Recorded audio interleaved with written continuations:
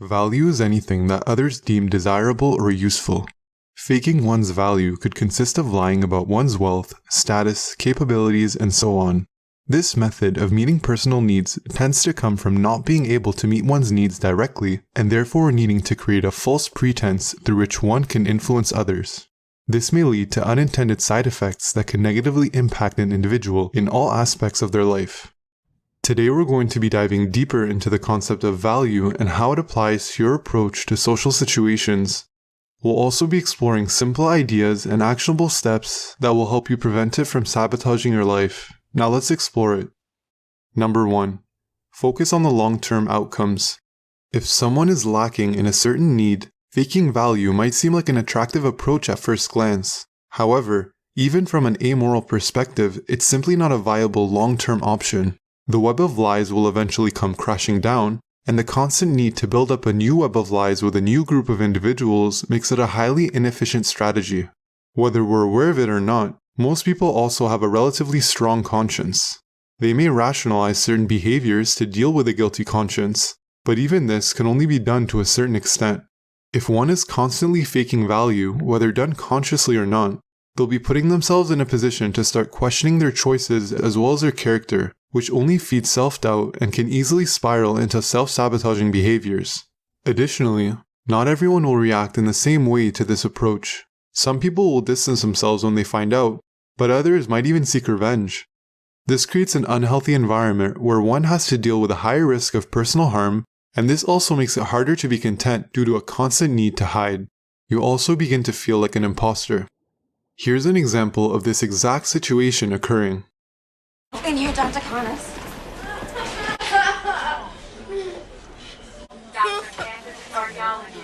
Carry on.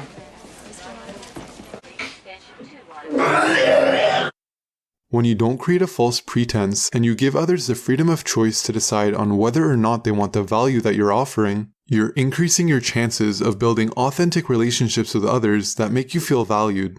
Although it might be tougher to view yourself as an acceptable person as you are, and you won't get as many results early on, with consistent efforts you'll see that the long-term benefits are significantly better, since the foundation that these relationships were built on is sturdy, and you begin to view yourself as an innately worthy individual. Number 2. Rely on your volume of encounters. You want to put trust in the fact that meeting enough people will compensate for the perceived added benefit of what you would have gained had you faked your value. This is also without the negative outcomes that come with that behavior. In most aspects of life, it's simply a numbers game. This can apply to friendships, relationships, business, and so on. If you encounter a large enough volume of people, it's highly likely that you'll be able to achieve your goals and meet your needs. Here's a direct quote from Jordan Belfort talking about this exact concept in the context of sales. Sales, if anything, is a numbers game. It's like when you fish. The more times you cast your rod out, you cast into the ocean, the more fish you're going to catch.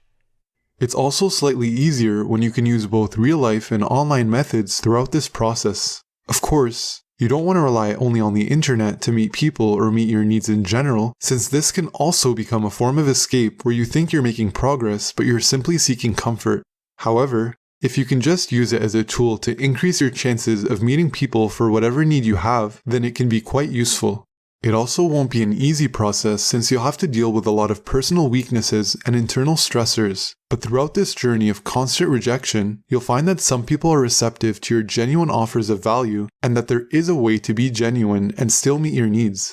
On the other hand, you don't want to just rely on your volume of encounters. This is what leads us to our next point.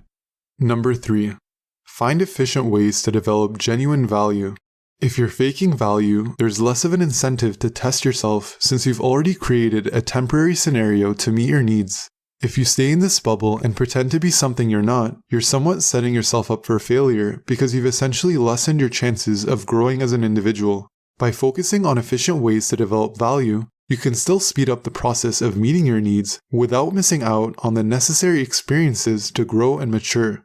You're finally able to take the necessary steps and face self-doubt. Over time, you'll develop the necessary tools to make it through hardship, and this can apply in the case of developing value or in any scenario where there is personal struggle. At first, This could consist of finding 3 areas in your life that you think might be holding you back from meeting your needs. Let's say that one of these areas was work. Going back to the previous point, you can dedicate your energy towards focusing on volume by applying to maybe 5 jobs a day, while also slowly increasing your qualifications through daily effort.